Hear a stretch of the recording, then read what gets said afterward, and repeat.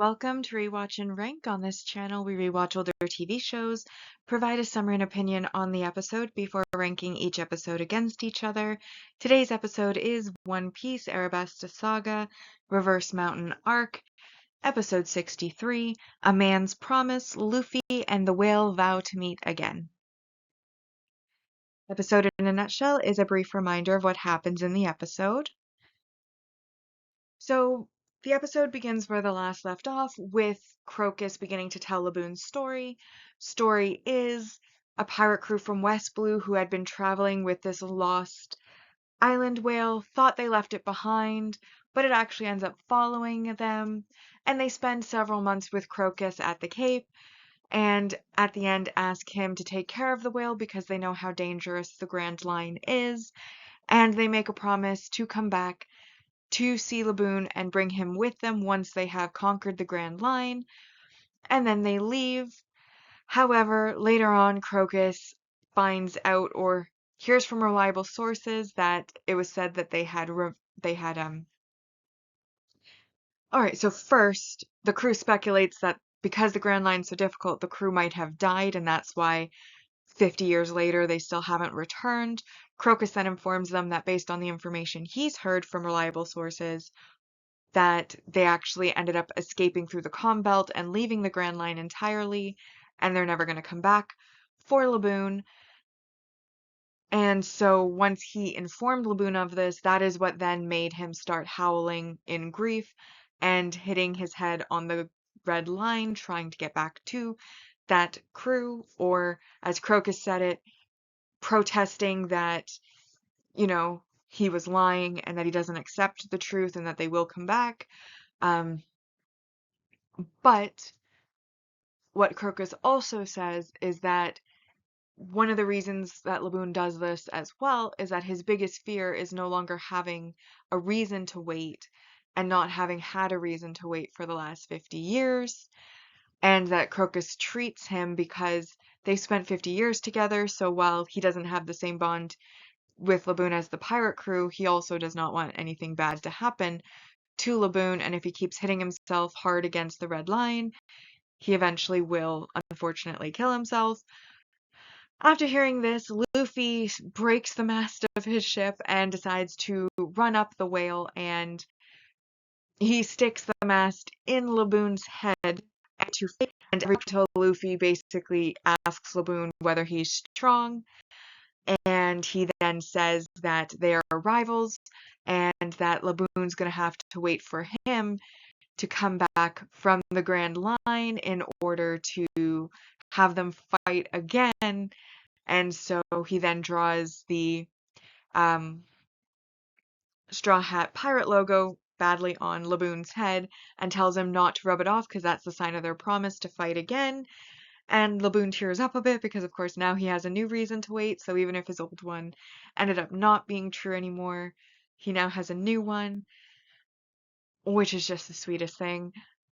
And then, of course, we get some slice of life moments with the crew where, they're making plans to continue. Sanji's cooking the elephant tuna that they won in Logtown. And, Luffy's kind of fooling around.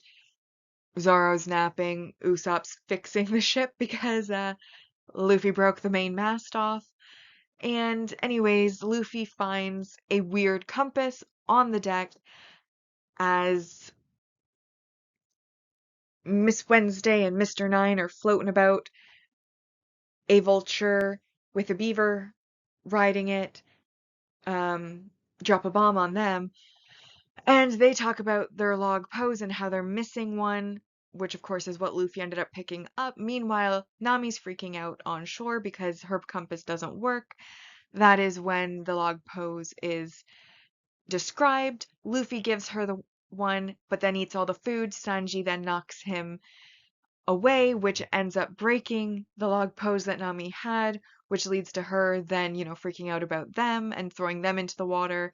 Whereas then Crocus is like, I want to thank you for Laboon, I'll give you my log pose, and explains what a log pose is, which essentially is a special compass that works in the Grand Line, because in the Grand Line, the islands all have their own unique magnetic fields due to magnetic minerals in the islands, and this causes regular compasses to go haywire.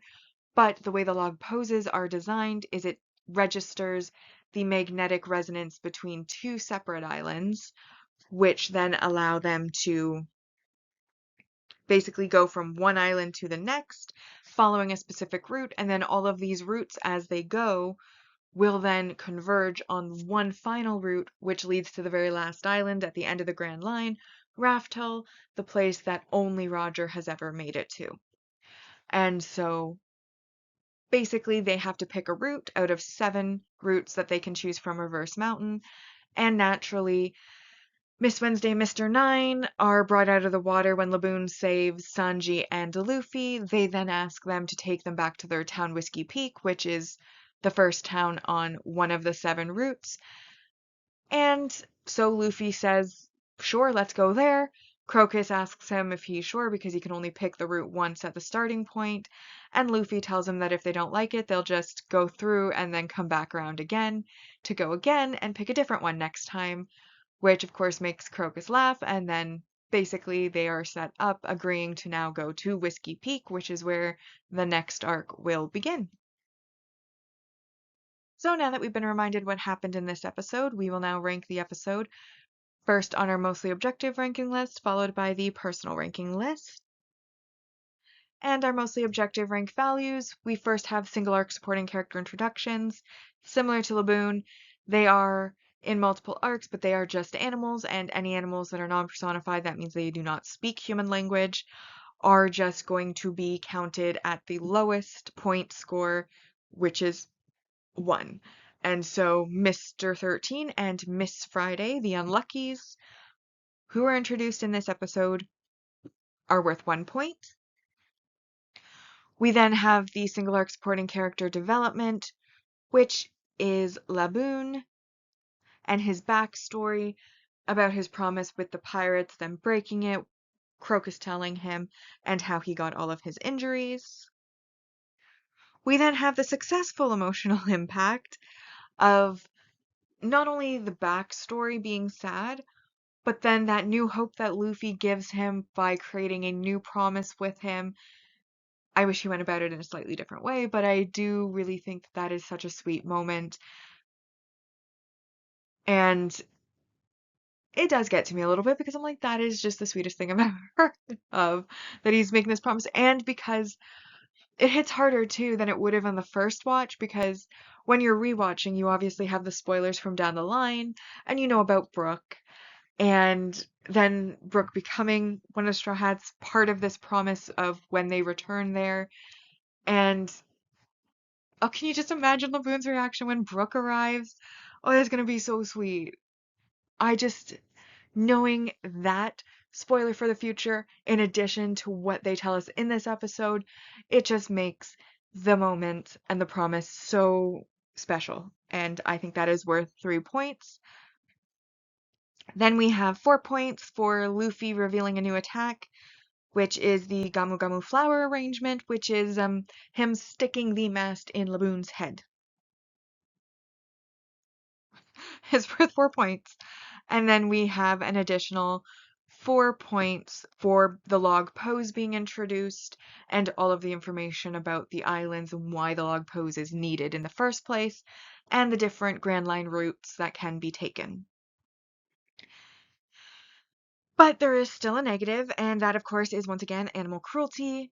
I mean, I know that he did it for a good purpose, but Luffy did run up this whale's head to a spot that was already bleeding because of him hitting it on the red line, and decide to stick a full main mast of his ship into that wound.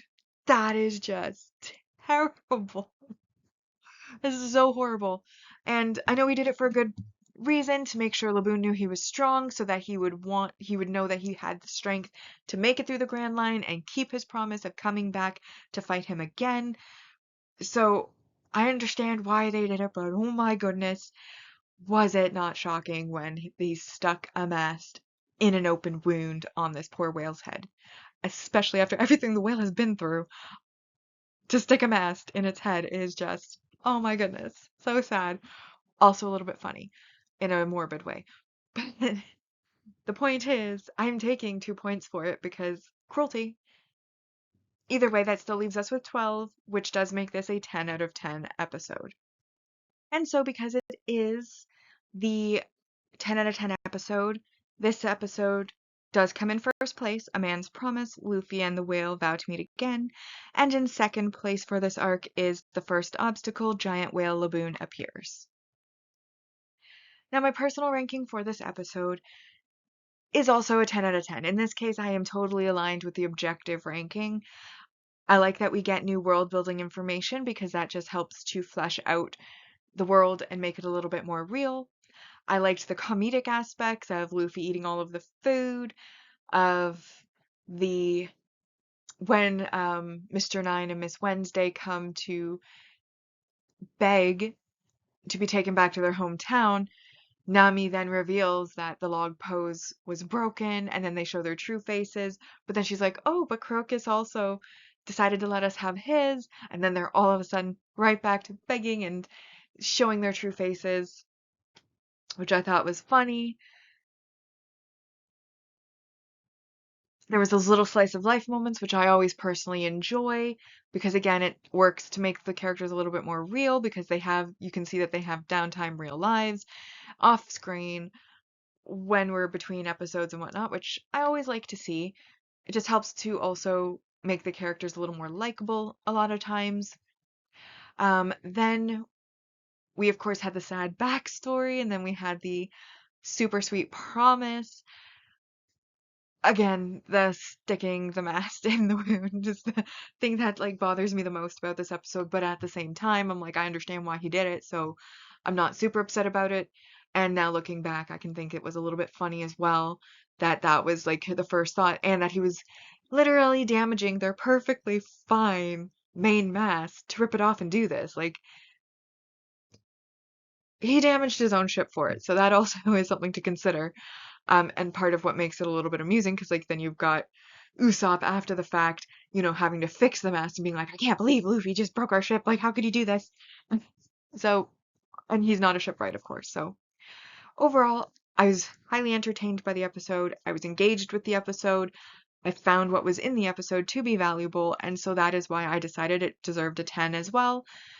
Which of course puts it in first place on the personal ranking as well, A Man's Promise, Luffy and the Whale Vow to Meet Again, and then in second place, The First Obstacle, Giant Whale Laboon Appears.